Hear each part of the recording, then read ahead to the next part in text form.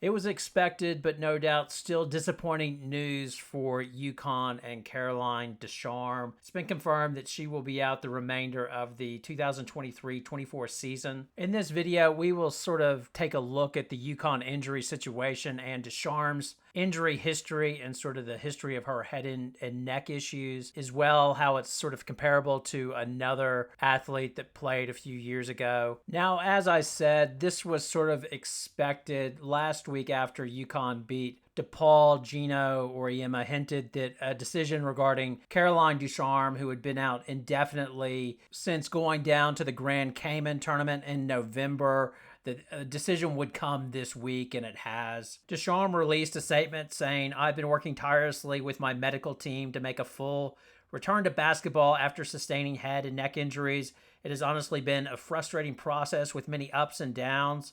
The statement goes on to say, "At this time, the difficult decision was made to take a step back and not play the remainder of the 23-24 season so I can focus on my recovery full time." She goes on to say in the statement, "As hard as it is to be away from the court until 24-25 season, I'm always supporting my team and can't wait to rejoin them on the court next season." Now, hopefully this is the final shoe to drop in what has been a nightmare season for injuries again for Yukon. 5 players have had their seasons ended by injuries. So El Alfie, before the season started, Patterson never returned due to a knee injury. El Alfie was an Achilles injury. AZ Fudd obviously did her ACL early on in the season, and then Ducharme never returned after going down to the Grand Cayman tournament, where she experienced exacerbation of sort of neck stiffness and tightness in her neck after turbulence on the flight down to Grand Cayman.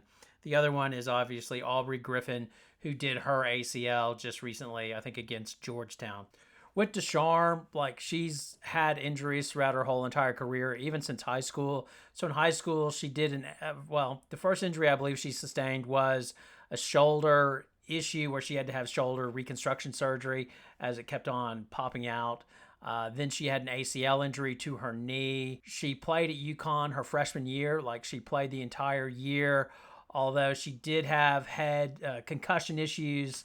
In January, she took, I believe, like in a scrimmage, she took an elbow and then another shot. And they still made it to the Final Four, but after the Final Four, Gino sort of outlined that he never thought she was the same after the head injury and sort of struggled the rest of the season after that. And that season was extremely frustrating because it seemed like she was, on track, going the right direction, as Paige Beckers went out with her knee injury against Notre Dame. And then she really saved UConn's bacon. Like, she came up big in games after that and had like a 6 or 7 game streak where she was getting over 10 points and just did really well. But ever since then, that's sort of been almost the peak of her Yukon career in a lot of ways. After her freshman year, she required hip surgery. It was like, I think, for like a cam lesion. She made a full recovery from that, but then the start of her sophomore year was delayed due to stiffness in her neck and shoulders, and she just never really was right her sophomore year. And then there was an element of bad luck. So she took friendly fire. So I think she caught an elbow from Edwards in one of the games that obviously caused another head injury. And then there was another one where she got clipped and she was like having an ice pack on the back of her head during the game. And it just looked really uncomfortable. She struggled through that season until they got eliminated by Ohio State in the Sweet 16. But she was never right.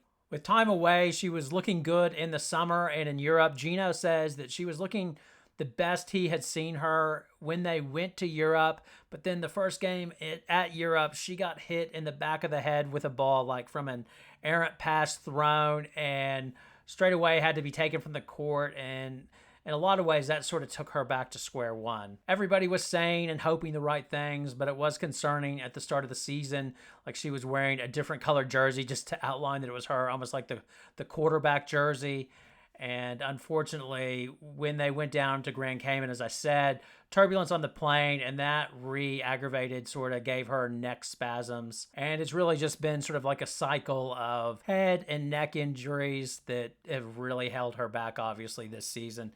The Yukon will apply for a redshirt season. As you saw in her statement or heard in her statement, she is hoping to return in 24-25 season. Now, to be clear, I'm not second guessing anyone or saying anybody did the wrong thing, because these are the most difficult injuries to manage, but I was always worried from the time that she re-aggravated in Europe if it was going to be, if this was really sustainable, to be quite honest. But obviously, team doctors and trainers, they have more information, so I'm not second guessing. I want to be clear on that. But what I said at the time was she's just one hit away or one aggravation away from being done from the season, so you really can't build or plan on that. And then it might have just been best to just let her sit out and give her the best chance possible, because you would figure with the longer rest she has, maybe it gives her the best chance not to re-aggravate from a subtle hit or something like that.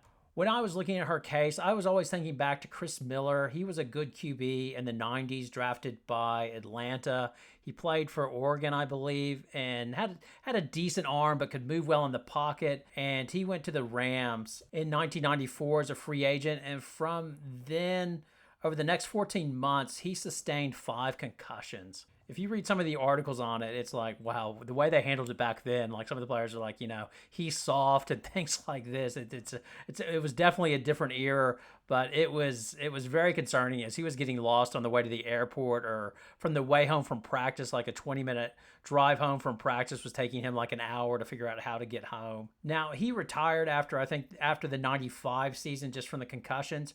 But he attempted a comeback in 1999 with the Denver Broncos, and he sort of played that season. But once again, he ran into like his own offensive lineman or something trying to hand off the ball, and that one just caused the same concussion issue. And I guess that's the worry with Ducharme. And really the frustrating part that Miller outlined in his sort of telling his story was that, my body feels great. I physically feel like I can do everything I want, but then you're just at the mercy of just that one subtle hit in the wrong direction, and you're set back 100%, which is just brutal, obviously. Now, just in terms of UConn this year, so they already expected this. They're dreadfully short in the front court, so they're really depending on Edwards and Ice Brady to stay healthy. Hopefully that happens. Maybe Gino can build some trust into Barry, but I'm not real optimistic about that. I remember in one of the interviews with Ducharme early on, like when she came to UConn, she's like, I wanted to come here for the competition. There's always going to be somebody trying to come to take your job, and that's the nature of it, and that's why I want to be here. And sure enough, next year, she'll be fighting with Morgan Shelley over there's similar roles. They're both around 6'2", 6'3", and can shoot from outside, sort of that wing player that they need, and that will sort of be, those two will sort of fight it out for that position next year, I would suggest. The other competition might come from Sarah Strong, depending if she comes to UConn, obviously, and if they have a roster space, depending on who's coming back and not.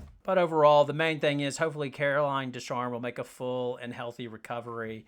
Wishing her all the best. Thanks a lot for watching. Good night.